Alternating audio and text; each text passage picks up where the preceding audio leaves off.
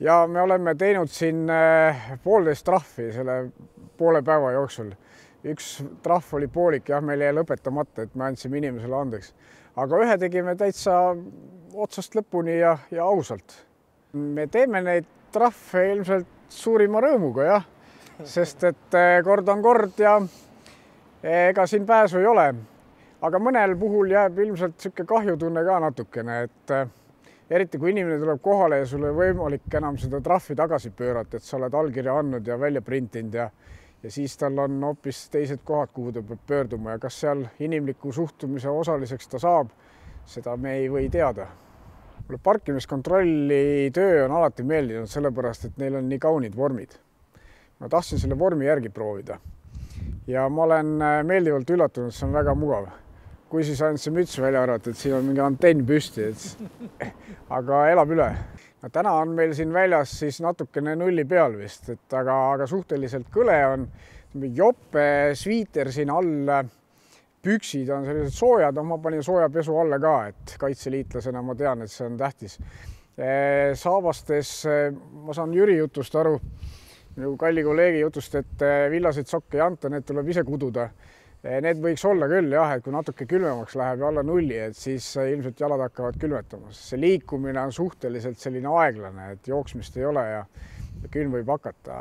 Müts minu läki on selles mõttes hea, et ma võin siit need kõrvad ka alla lasta, kui õnnestub. Ja kinnas ei kinni. Et nii on päris hea. Noka lased ka alla, päike ei paista silma, eks ju.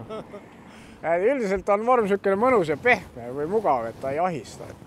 Aga mõned puudused, kindad võiks olla sellised kuidagi ergonoomilisemad ja puututundlikumad, sellepärast et see riist siin tahab nii sõrme puudutus saada, kui ka need klahvid on päris pisikesed, nii et külma ilmaga läheb ilmselt keeruliseks, näpud külmuvad ära.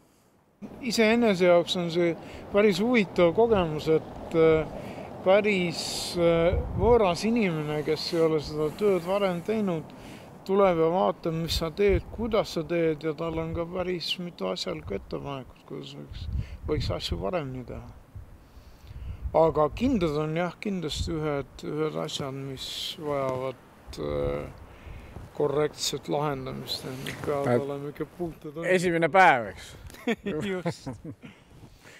Ma olen aru saanud, et põhilised probleemid parkimise eest tasumisel on välismaalastega, et lätlased, leedukad ja eriti veel Venemaa kodanikud või nende numbrimärkidega autod. Aga üllatav on see, et meie enda kodanikud, meie enda numbrimärkidega autod on kõik kenasti ära pargitud või parkimise eest on alati tasutud. Ma arvasin, et see asi on hullem. Ma arvasin, et pooled ei tasu parkimise eest. Ja mind on üllatanud ka see, et üle ühe auto on puudega inimese sõiduki parkimise loaga.